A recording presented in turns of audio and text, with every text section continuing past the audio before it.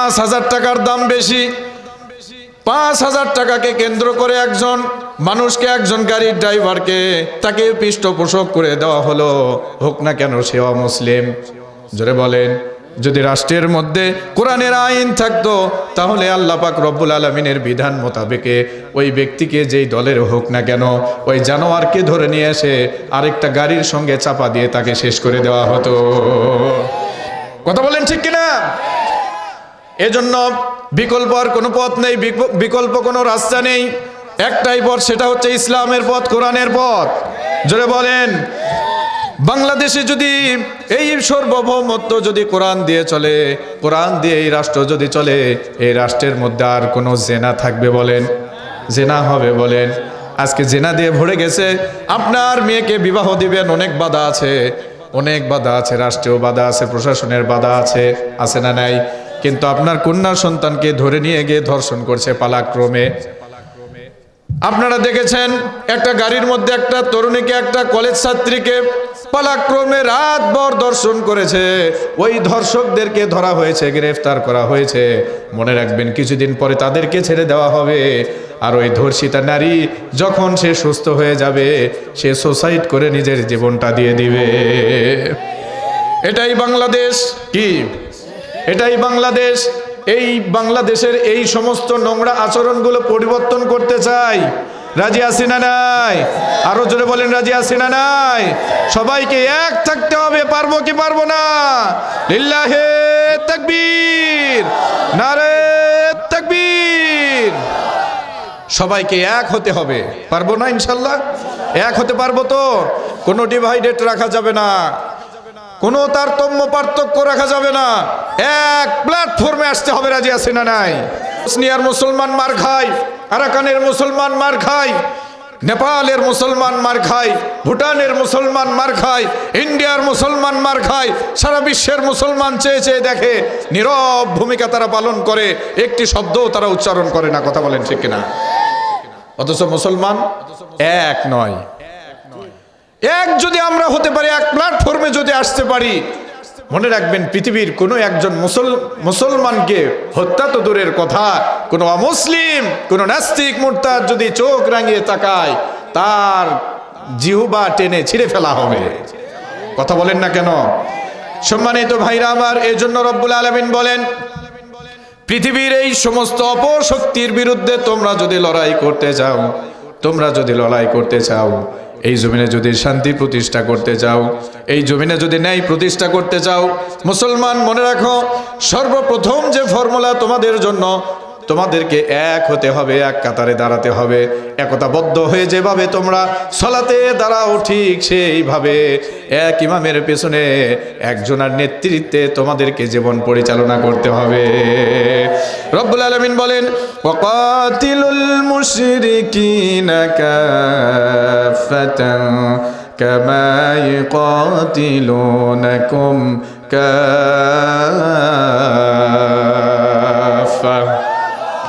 রব বলেন, ওয়াকাতিলুল মুশরিকিন, ওই সমস্ত মুশরিক, ওই সমস্ত জালেম, ওই সমস্ত অন্যায়কারী, ওই সমস্ত জালিম, ওদের বিরুদ্ধে তোমরা যদি লড়াই করতে চাও, সর্বপ্রথম ফর্মুলা হলো তোমাদেরকে এক হতে হবে। কি হতে হবে? ওয়াকাতিলুল মুশরিকিনা কাফা। আল্লাহ বলে তোমরা এক হয়ে যাও। কেন? আমরা বললাম, আল্লাহ কেন আমরা এক হয়ে যাব? রব শিখাচ্ছেন বান্দারে, কামা ইউকাতিলুনাকুম কাফা। তারা যেভাবে ইসলামের উপর আঘাত আনে এক হয়ে, তারা যেভাবে মুসলমান নিধন করে এক হয়ে, তারা যেভাবে কোরআনের আইনকে অবজ্ঞা করে এক হয়ে, তারা যেভাবে রাসূলুল্লাহর সুন্নাহকে অবজ্ঞা করে এক হয়ে। কথা বলেন না কেন? ওয়ামান আহসানু কাওলাম মিম্মান দাআ ইলাল্লাহি وعمل صالحا وقال إنني من المسلمين। ওই ব্যক্তির কথাই চাইতে আর কার কথা এত সুন্দর হতে পারে, এত সাবলীল হতে পারে, এত মিষ্টি হতে পারে, যে কিনা এই কথা বলে, মিম্মান দা ইলাল্লাহ, এসো আল্লাহর দিকে, এসো নামাজের দিকে, এসো কোরআনের দিকে, এসো ইসলামের দিকে। এই ব্যক্তির কথার চাইতে আর কার কথা এত সুন্দর হতে পারে? ওয়ামিলা সালিহান, সে কথা বলে ক্ষান্ত থাকে না, সে নিজে নেক আমল করে। বাংলাদেশে অনেক দেখা যায় যারা কোরআনের কথা বলে, হাদিসের কথা বলে, নামাজের কথা বলে, কিন্তু নিজে নামাজ পড়ে না। আছে না নাই? আরো জোরে বলেন, আছে না নাই? নামাজের কথা বলে কিন্তু নামাজ পড়ে না।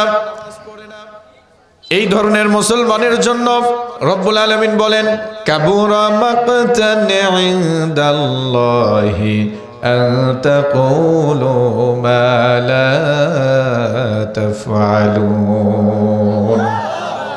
আল্লাহ তাআলা বলেন, আল্লাহ তাআলা হাসেন। সুবহানাল্লাহ। কি করেন? তিন সময় রব হাসেন, তার কুদরত হেসে দেয় আল্লাহু আকবার বলে।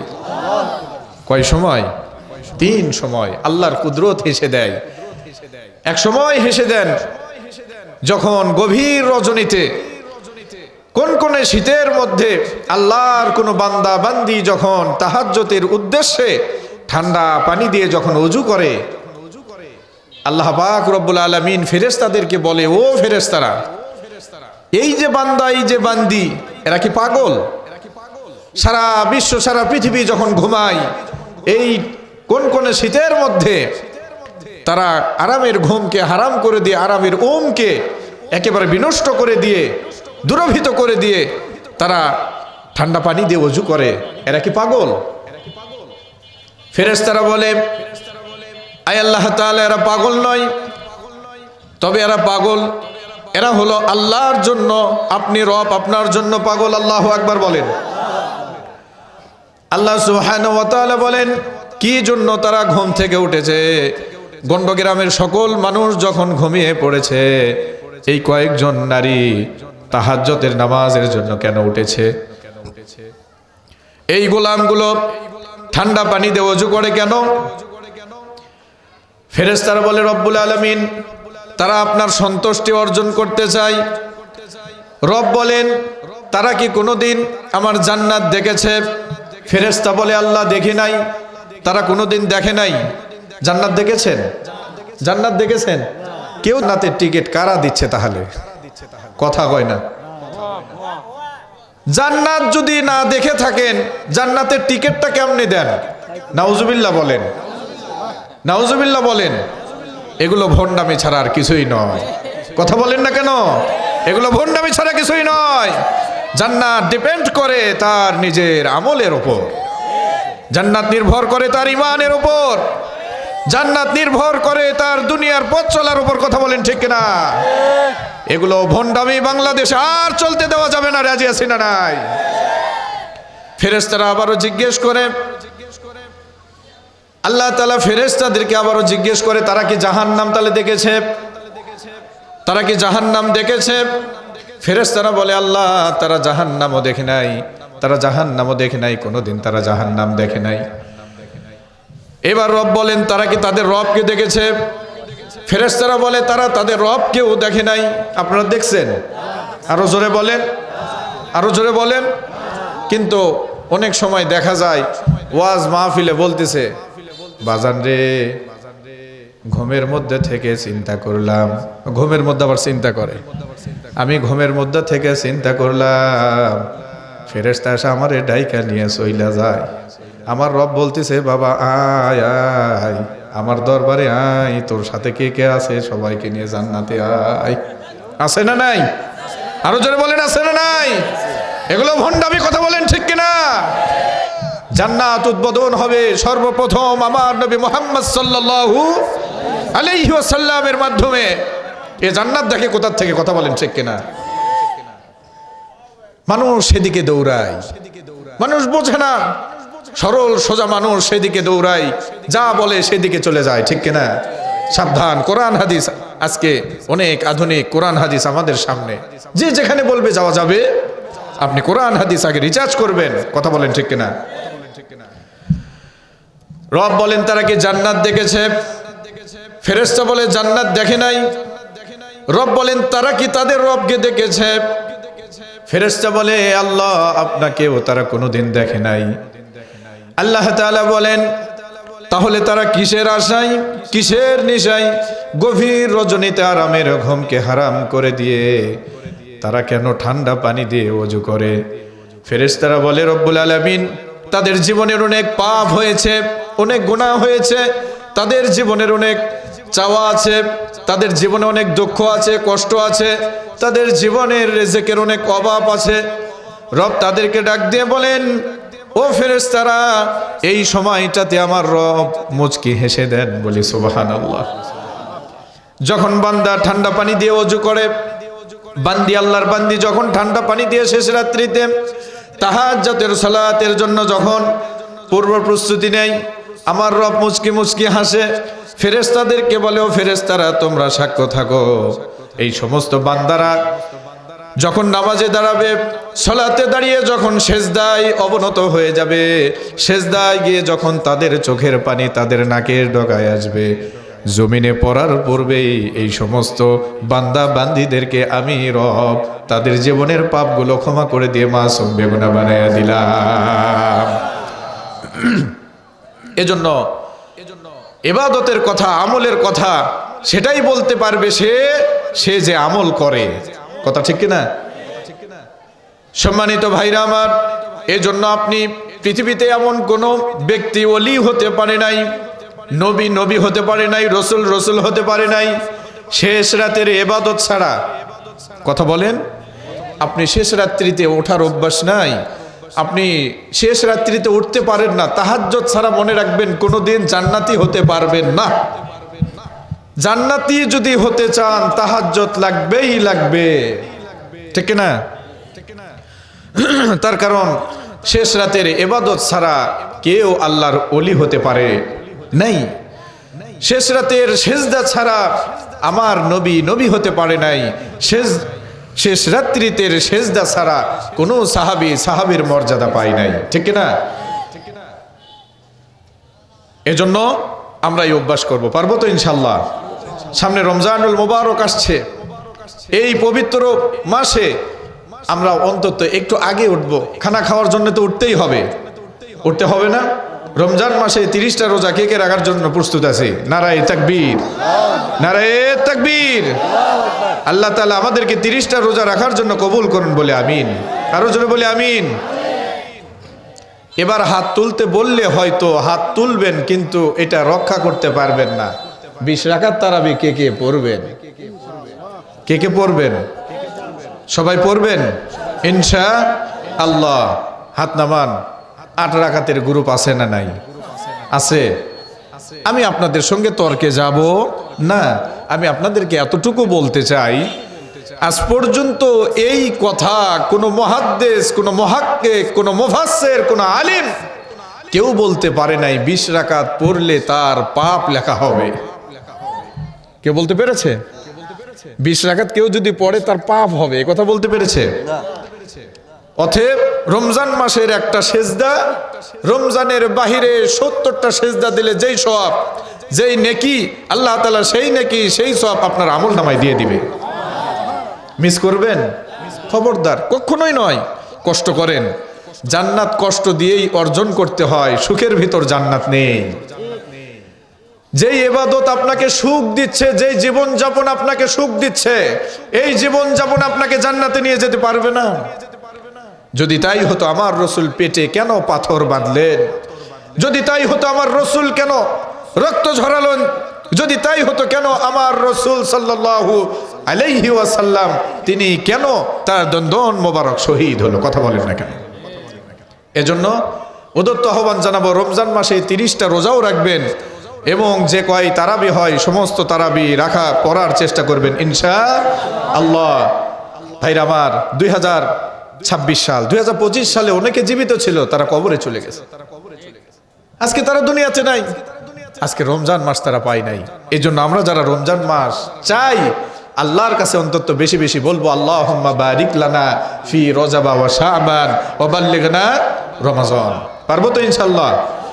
এই জন্য রমজান মাস যেহেতু আসছে, আপনি শেষ রাত্রে একটু আগে উঠবেন, একটু আগে উঠে তাহাজ্জুদের জন্য 2 করে 4 রাকাত সালাত আদায় করবেন।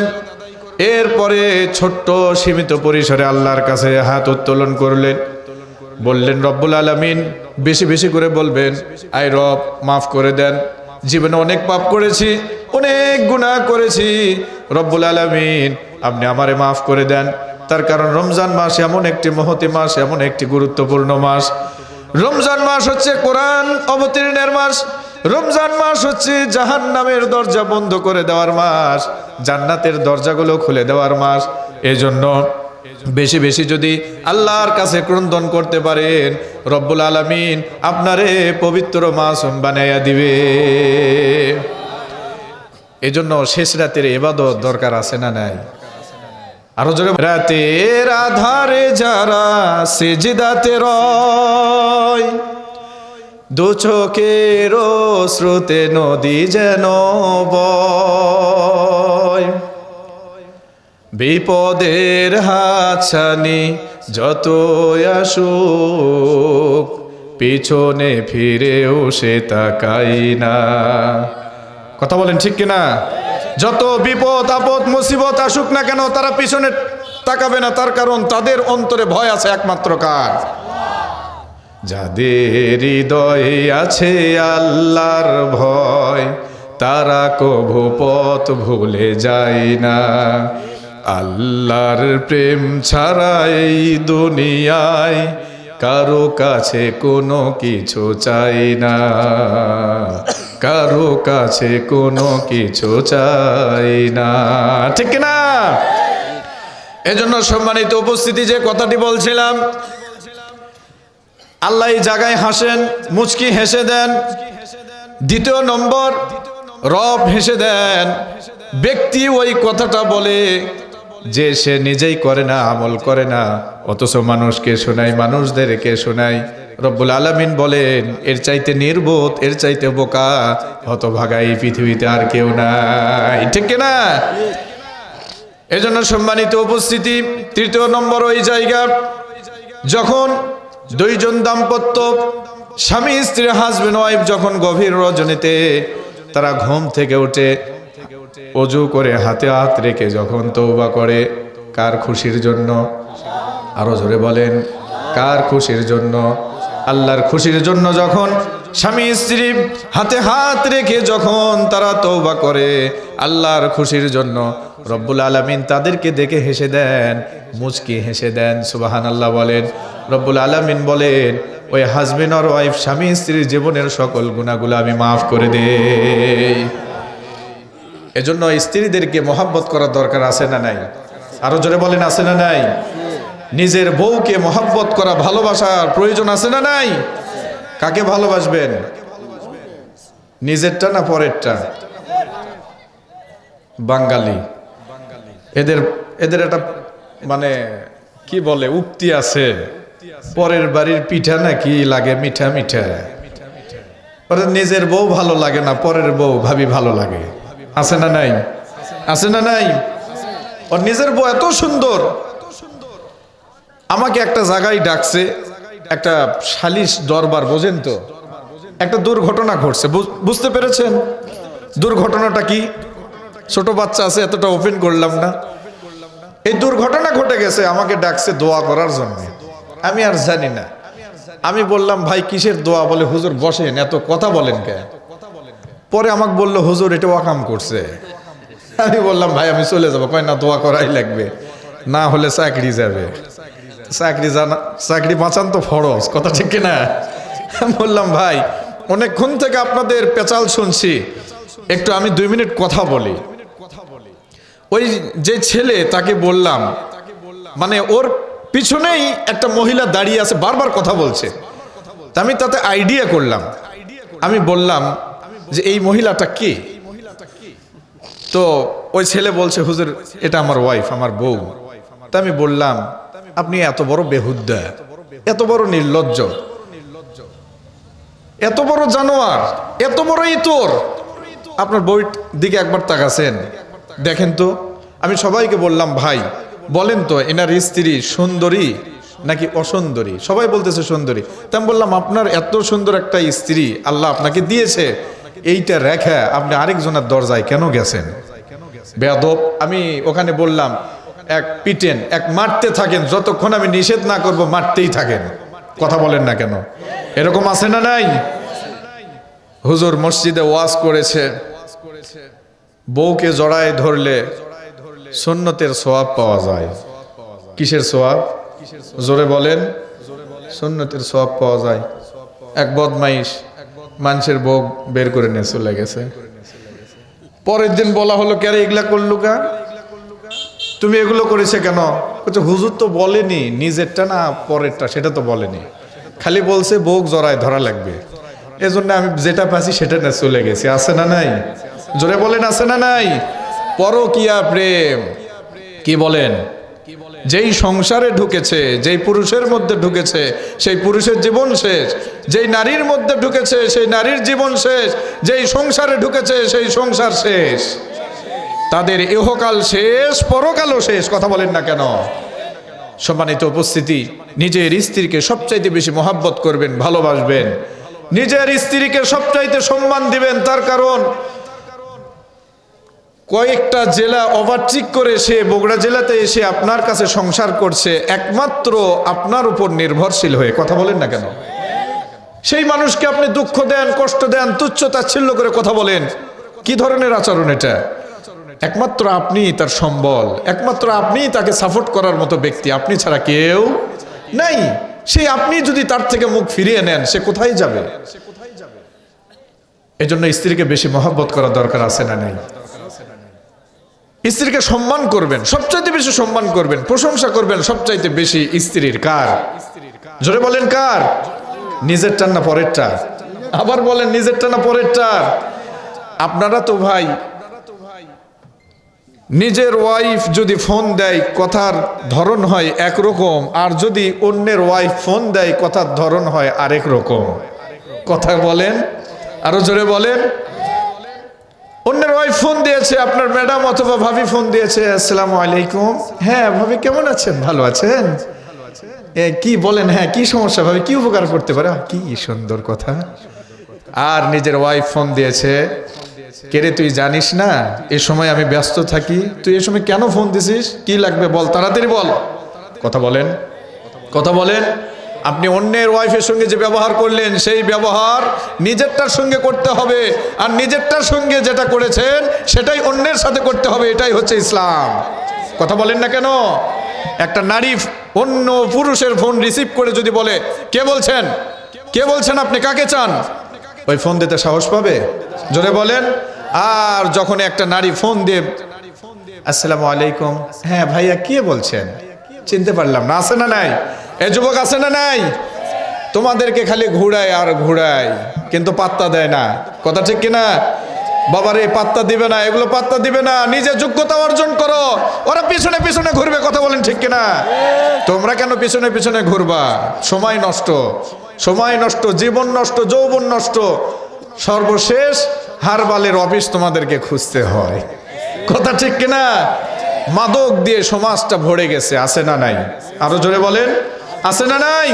যুবকদের জীবন শেষ, হায়াত শেষ, সংসার শেষ, ইহকাল শেষ, পরকাল শেষ, শহরটা একেবারে ঘনিয়ে গিয়েছে। কথা বলেন না কেন?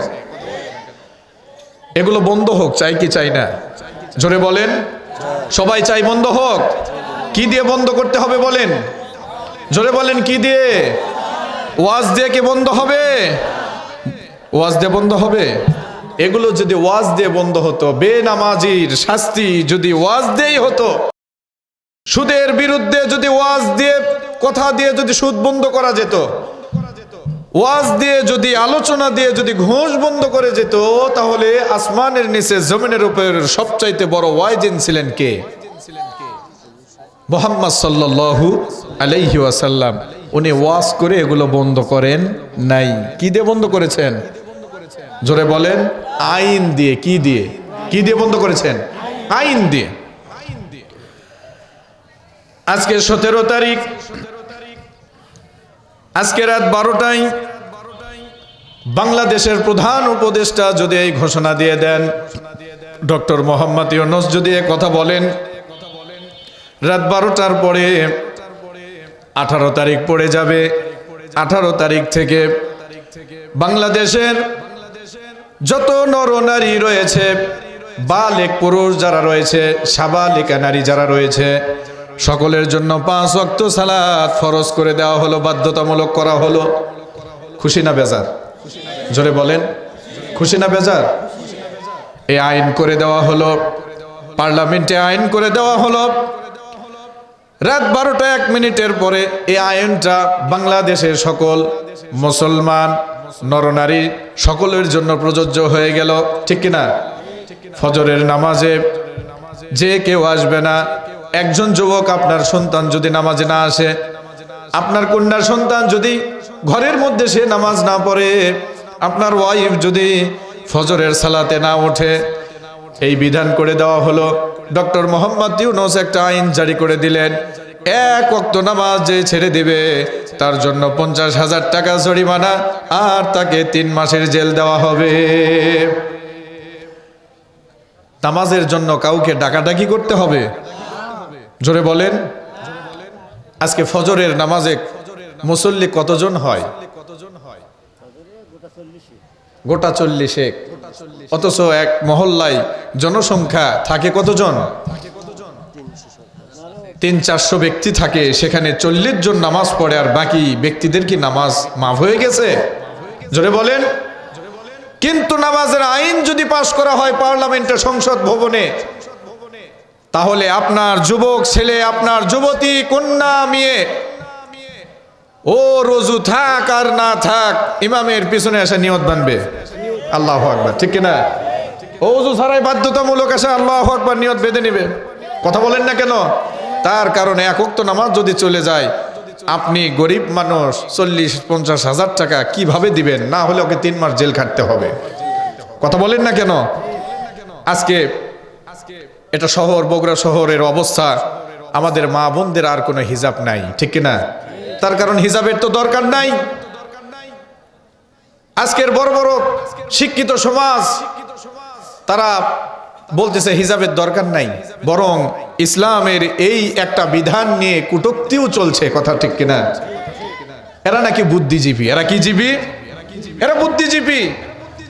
এরা কি ধরনের বুদ্ধিজীবী আমার বুঝে আসে না। এরা বুদ্ধিজীবী ঠিক, এটা মানা যায়, তবে বিশ্বাসযোগ্য যে তাদের ব্রেনের মধ্যে শয়তান পায়খানা করে দিয়েছে। কথা বলেন না কেন? তার কারণে হিজাব এটা কোরআনের একটি নির্ধারিত বিধান। কথা বলেন না কেন? আজকে যদি ডক্টর মোহাম্মদ ইউনূস এই আইন পাশ করে দেয়, একজন মহিলা যদি জাহিলিয়াতের যুগে যেরকম নারীরা তাদের রূপ যৌবনকে বাহিরে প্রদর্শন করত, সেরকম ভাবে যদি একজন নারী, আপনার মনে করেন স্ত্রী, আপনার কন্যা সন্তান, সে যদি বাহিরে এরকম তার রূপ যৌবনকে প্রদর্শন করে ঘুরে বেড়ায়, বাংলাদেশে পার্লামেন্টে যদি একটা আইন হয়ে যায়, কেউ যদি এরকম ভাবে ঘুরে বেড়ায়, ওই নারীর জন্য 30,000 টাকা জরিমানা আর 3 মাসের জেল। বলেন তো কোনো নারী বেপরদায় হয়ে বের হবে? জোরে বলেন, কোনো নারী বেপরদা হয়ে বের হবে না। আমার তো মনে হয় বাংলাদেশে এমন একটা আইন যদি হয়ে যায়, বাংলাদেশে শুধু মুসলমান নয়, এমন একটা আইন হয়ে গেলে বাংলাদেশের যত অমুসলিম নারী রয়েছে, হিন্দু মেয়েরাও পর্দা করতে বাধ্য হয়ে যাবে। কথা বলেন ঠিক কিনা? সম্মানিত ভাইরা আমার, এই জন্য ওয়াজ দিয়ে কাজ হবে না, আইন দিয়ে কাজ করতে হবে। কথা বলেন না কেন? বাংলাদেশের আইন হোক কোরআনের আইন, চাই কি চাই না? তার কারণ বাংলাদেশের স্বাধীনতার 53 বছর পার হয়ে গিয়েছে। বাংলাদেশ পরিচালিত হয়, সার্বভৌমত্ব চলে যে সংবিধান দিয়ে, ডক্টর কামালের লেখা সংবিধান। স্বাধীনতার 53 বছর পার হয়ে গেলেও এই সংবিধানের পরিবর্তন হয়েছে 17 বার। কয়বার বলেন? 17 বার। যদি কোরআনের আইন দিয়ে বাংলাদেশ চলে, বলেন তো কোরআনের কোনো পরিবর্তন আছে?